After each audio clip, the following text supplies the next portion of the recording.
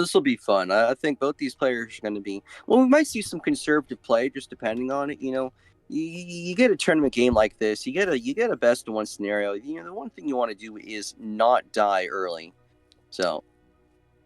Yeah, for sure. All right. Yeah. Classic. So round one right there, you see the coin start. Yep. And got a cannon out. Hooboo with bomb. So I'm really questioning bomb with red eco because Hooboo's already putting himself in the hole here. Right. When you bomb start, right, you're supposed to get XX3 in time for round 3. And with this full red eco start that Hooboo's doing, he's not going to be able to get that recursive cluster. Sorry, not recursive cluster. Cluster bomb in time for round 3. And this is going to immediately open the opportunity for Lockable to boost yellows on round 3 and just put some hurt on Hooboo. Let's see if she takes that opportunity right here. Again, Hooboo going to round 2. Actually, you know what? Something else that Hooboo can do to correct his mistake here. You see, 1, he's ecoing greens, which is nice, but also 2, he hasn't placed down Jericho yet. Now he has placed down Jericho, and now this is where I think Lockable has to take that rushing opportunity round 3. Here, I think you go for the yellows. I think you boost them, and I think you really cause some hurt here. There she goes with the yellows. No boost yet. Again, Hooboo probably needs, not even this tick is going to be good enough. There he goes. Hooboo instant boost right here because he's not going to get the bomb on this tick. He needs the next tick, next eco tick right here. There you go. Gets the bomb on that eco tick just like I predicted. Now he's up to 003 bomb, and that'll defend quite nicely until round 5. He'll upgrade that to 103 bomb, and then it'll be good afterwards. I also want to comment here, Lockable taking the anti-stall tack spot, having that tack. You see how it's so close to the entrance right there? Right. Yeah. Now the key difference that it's going to make is it's going to make these rounds really short, right. Which is kind of a big deal, because Hooboo is already playing on. Well, actually, I guess in most cases with bombs sub farm, you'd be playing on borrowed time because you don't get a lot of eco early on playing bombs sub farm. But Hooboo actually got pretty good eco early on. He'll be able to stay competitive in farms. My main concern right now is just Hooboo is short 1 boost, so he's got 2 monkey boosts.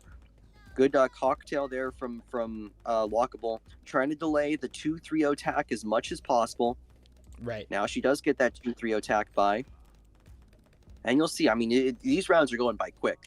Really quick right here, just at the snap of my fingers. And it's going to have a huge impact on the farms that these guys do. I think if you want a chance at a plant, you have to white eco to have that chance. So you see that white eco. Well, you can't really see it because the stream quality is it's deteriorating pretty badly. Actually, it seems to have stopped almost. Okay, there we go. It's back up. I could try switching over. There we go. Okay. All right. But yeah, again, I think you white eco right here. There you go. Get the plan up. My concern here for Hooboo with that black eco, right?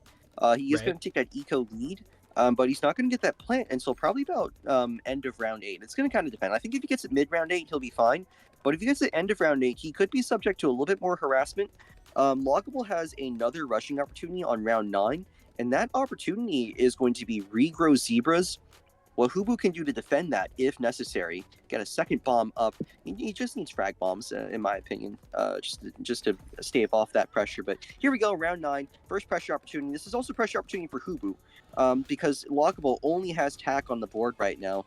And look at how aggressive Lockable is being right here. Gets those regrow zebras, forces a boost from Hooboo. Really great play right there.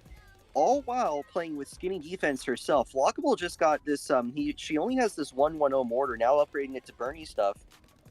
This is really skinny defense, though, for round 11. I'm a little nervous about Lockable's side of the screen. Right.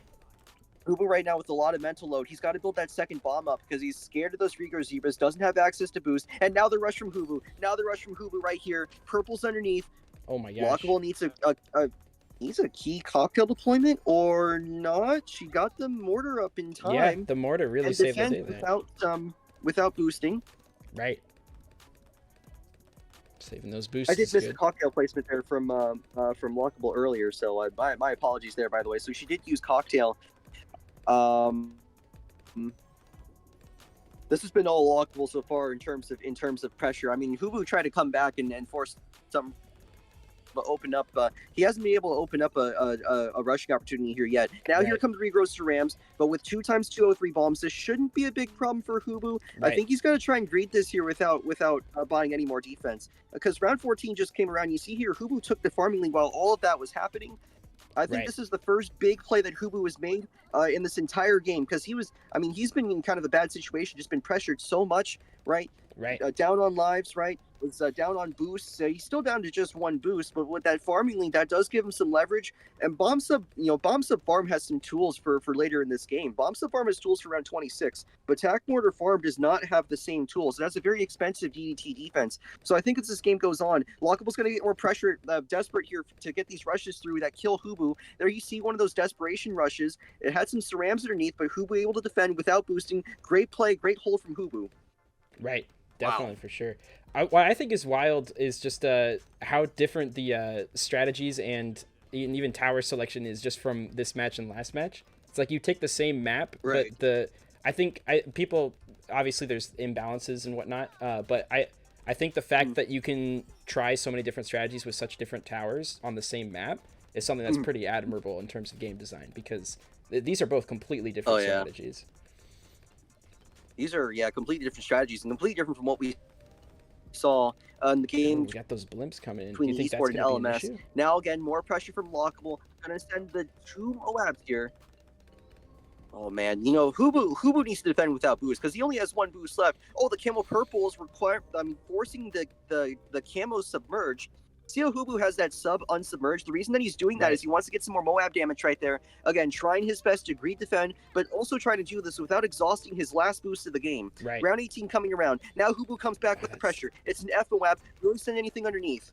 That ceramic and I think he'll be okay, but... Oh, we got a boost going now. Underneath.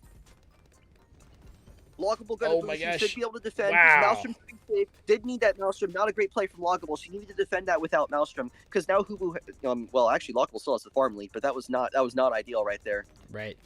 Lockable coming back. Here comes the F Moab. Oh no. 2 of them, in fact. Look at this. I think Hooboo needs the Bloon Impact right here. I think he needs to get the Bloon Impact to defend this. Moab Assassin coming out. Needs the Bloon Impact. Needs it on this tick too. Oh, this is going to be tough right here. Submerged, it's not going to come around until just now. Huge pressure play right here. Gets the Bloon Impact in time, but Hooboo had to sell everything for it. The stalling is helping so much. The Bloon's getting very addicted. Hooboo going to try and hold. It will hold. Yes, it does hold. Gets not one balloon getting through. Just in time for round 20. Plus, what was that, a marketplace for good measure? Wow, you saw how close that was, right, Pat? Yeah. No, I I definitely saw how close that was. Well, now we've got the big bad boy coming down too. Yeah, and then this is where I start to become concerned for Hooboo, because under a normal circumstance where he's not drained, right, he has plenty of options for round 26 and plenty of options for round 28. But with the farms that Hooboo has right now, I think the concern here is that he could very well not live through a big enough round 26 through round 28 sequence. Now, Bomb has a secret tool for defending those desperation final rushes. Oh, speaking of rush. Oh, shoot. More stuff underneath. Oh my gosh. Lockable started with the FBFB to test the waters, and now has put 5 regular BFBs and a ZOMG underneath. Hooboo responding with 2 F Moabs to check on Lockable Tiger. Lockable getting 2 overdrives, but this is going to be trouble here for Lockable. She doesn't have the A-Bat. She might have to Gwen 10 this, and there she goes. She does Gwen 10. That's going to leave a problem, though, for this FBFB. Again, no A-Bat on Lockable's side, but meanwhile, Hooboo was in trouble in the zone. Those cannons are stressing. That's about 1 million Moabs on his side right there. Needs those 2 Bloon Impacts to come in clutch. Big boost from Lockable to try and kill Hooboo right here. Now Lockable sends everything. 2 more regular BFBs. Hooboo first strikes his UMG, taking that out of the equation. Can he deliver the crushing blow to these 2 BFBs and win the game right here? If he pops, then Lockable's going to have nothing for round 26. 4 Bally's on the screen, annihilating the Moabs one by one. Oh, man. Oh, and then, of course, we've got some retaliation. And she's going to get nothing in response. And there's the more retaliation. FBFB on Lockable's side.